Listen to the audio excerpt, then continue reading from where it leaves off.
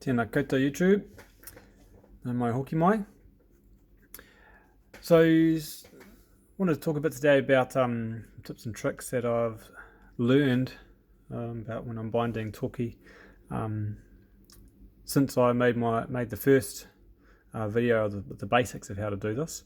So this isn't going to be showing all the details, just a couple of things as I go along about what I do now that I do a little bit differently or pay attention to that I didn't before. First thing I thought I'd talk about is probably more for people who carve or have the ability to change the shape around the top here, because if you look back at my other video, it was quite a different shape. I've started using more of an arrowhead shape now, and the grooves, the notches that are cut in as well are also angled up, so that aligns better and makes the diagonal parts of the lashing sit well. So if you have got the ability to do that, that's good to do. We're starting, I've already done the whipping, and this part here, which we're going to do the lashing with, this is still attached to the roll, which is something cool that I like about this lashing. You don't have to measure it out first, you can just get going and chop it off at the end.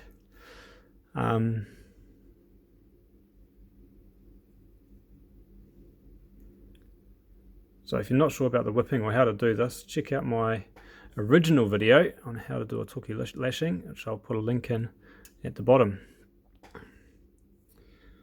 So, oh, bummer. You see, almost pulled the pull through cord out. Oh, we're good, saved it. Make sure that's, actually I'm going to start that again. Make sure that pull cord is in the right place. Okay, pull cord on the back side. That's what we're doing with this one. I'm going to be pulling it up the top as well, up through the middle where the whipping is.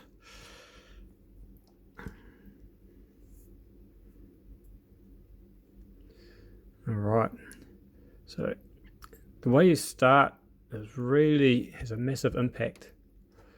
Has a massive impact on how you carry on. These crossings here, when you cross on the edge, if you start getting them out of line in the first one or two, then they will carry on out of line after that as well. And by out of line, what I mean is whether they cross, stays in line with the side, or if it starts coming around to the front a bit more. Sometimes I can start crossing at the front. So if you're getting that, it's because you haven't. You can adjust it by where these actually cross over. If it's too high, and come a bit lower, and just try and keep the first ones aligned in the middle. So that's what I'm paying a lot of attention to now in these first bits, to try and make it sit well and sit symmetrical.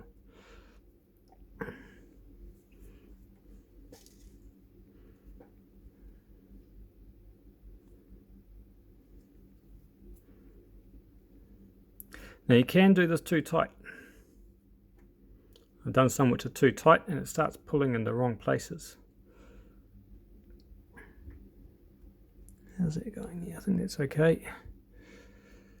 Now, particularly across the top here, when you're dragging across the top, if you start putting these in too tight, what happens later on when you're almost finishing is it starts making a curve. It makes the last one easier to sort of pop out of place.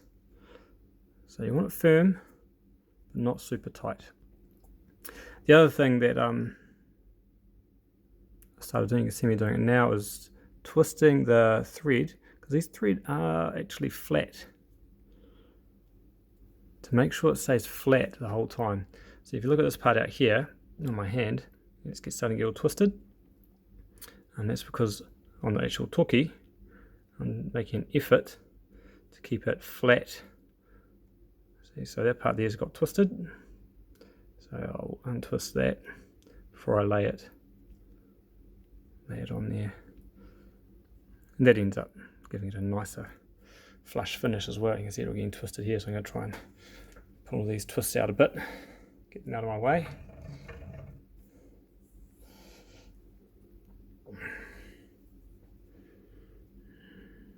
Okay.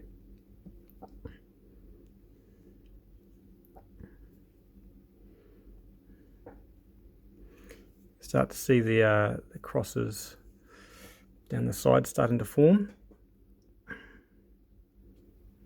That one there is looking pretty straight.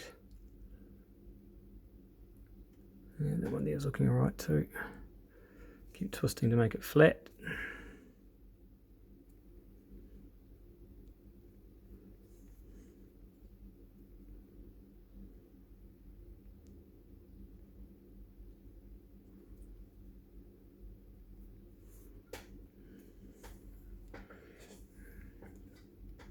Yeah, the tail cord does get pretty twisty. For me, every time, I don't know why, it must already be twisted up a bit, I guess.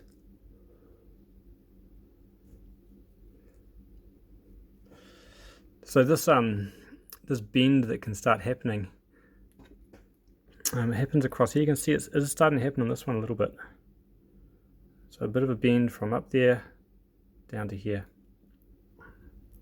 The angled pounamu at the top of the carving, that helps with this. Trying to avoid that from happening. But also just paying attention to making it firm but not too tight when you pull across this way. You don't want to pull the tops in. Yeah, that will really exaggerate the bend and make the last pass pop over quite easily once it's all been finished.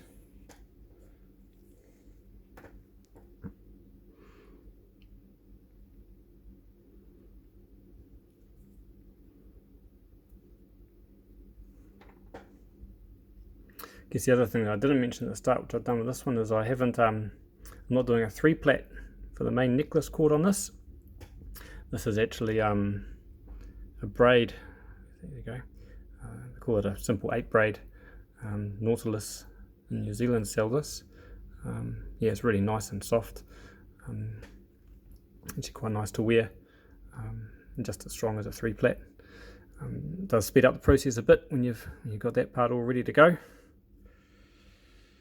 Alright, so how's that looking? So now let's have a quick lineup of the balance. Make sure it's sitting well, looking good. Yeah, I'll do one more wrap and then pull it through. It'll be done. There we go. So this is the good part. So like I said at the start, you can just leave it attached to the spool and just chop off the piece at the end before the pull through. Now with the pull through, what I was finding quite a bit at the start, make sure you get the right bits. What I was finding quite a bit when I first started doing this, when I pulled it through, it would pull up, all of these ones across here would actually get pulled up and up quite high and be out of balance. So what I do now is I actually just hold them down with my thumb, and by holding that down with my thumb, as I pull up this way, it keeps them in line better. So let's see how that works today.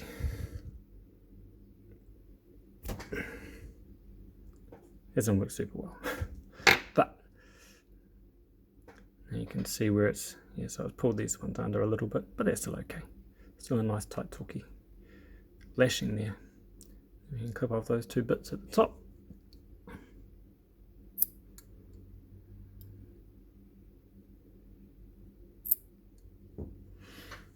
And sorted. Ready to go and finish off the necklace part now.